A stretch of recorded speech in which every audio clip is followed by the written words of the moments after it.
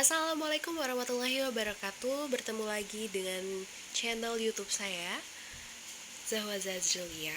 Dengan kali ini kita akan membahas tentang materi reologi. Reologi sendiri adalah ilmu yang merupakan cabang dari farmasi. Definisi reologi berasal dari bahasa Yunani yaitu reo dan logos, terdiri dari dua kata. Reo berarti mengalir dan logos berarti ilmu. Reologi adalah ilmu yang mempelajari tentang aliran zat cair dan deformasi zat padat. Reologi sendiri merupakan materi yang erat kaitannya dengan viskositas atau kekentalan. Sifat-sifat reologi. Pertama, suspensi. Viskositas dari suatu suspensi apabila mempengaruhi pengendapan dari partikel-partikel zat yang terdispersi terhadap perubahan sifat-sifat aliran dari suspensi bila wadahnya dikocok. Kedua, emulsi. Pada kebanyakan proses ini, sifat aliran produk akan menjadi sangat penting untuk penampilan emulsi yang tepat pada kondisi penggunaan dan pembuatan. Adapun aplikasi reologi dalam bidang farmasi, yang pertama, cairan. Cairan dapat dicampurkan dengan bahan atau zat yang lain.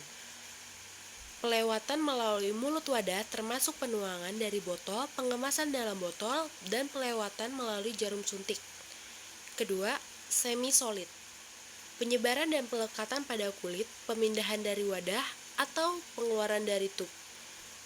Ketiga, padatan. Aliran serbuk dari corong ke dalam lubang pencetak tablet atau ke dalam kapsul selama proses pembuatan.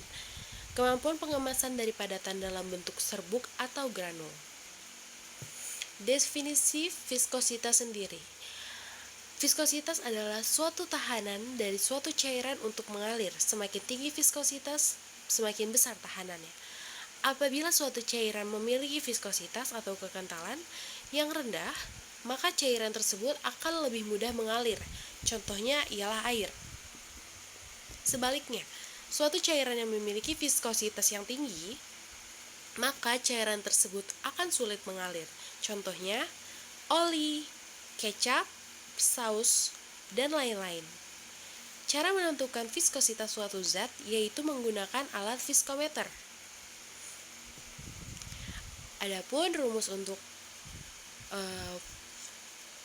viskositas sendiri yaitu gaya sama dengan koefisien viskositas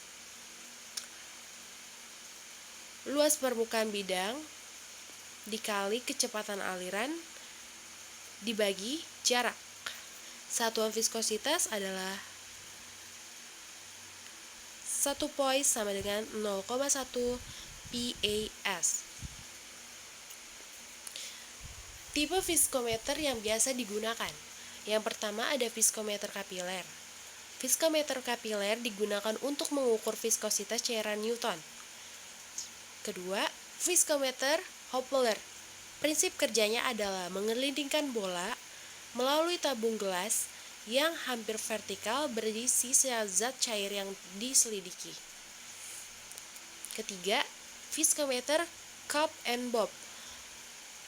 Prinsip kerjanya yaitu sampel digeser dalam ruangan antara dinding luar dari bob dan dinding dalam cup, di mana bob masuk persis di tengah-tengah. Keempat, viskometer Cone and Plate. Cara pemakaiannya adalah sampel ditempatkan di tengah-tengah papan, kemudian dinaikkan hingga posisi di bawah kerucut. Kerucut digerakkan oleh motor dengan bermacam kerapatan dan sampelnya digeser di dalam ruangan semut antara papan yang diam dan kemudian kerucut yang berputar. Hal-hal yang mempengaruhi viskositas yang pertama ada tekanan. Tingkat viskositas suatu zat cair akan naik jika terdapat tekanan. Yang kedua, temperatur. Pada zat cair, temperatur yang naik akan menyebabkan tingkat viskositas turun. Yang ketiga, ukuran dan berat molekul. Semakin berat massa molekul benda, maka semakin tinggi pula viskositasnya. Keempat, kekuatan kohesi. Makin besar kekuatan gaya kohesi, semakin tinggi pula tingkat viskositasnya. Kelima, suhu.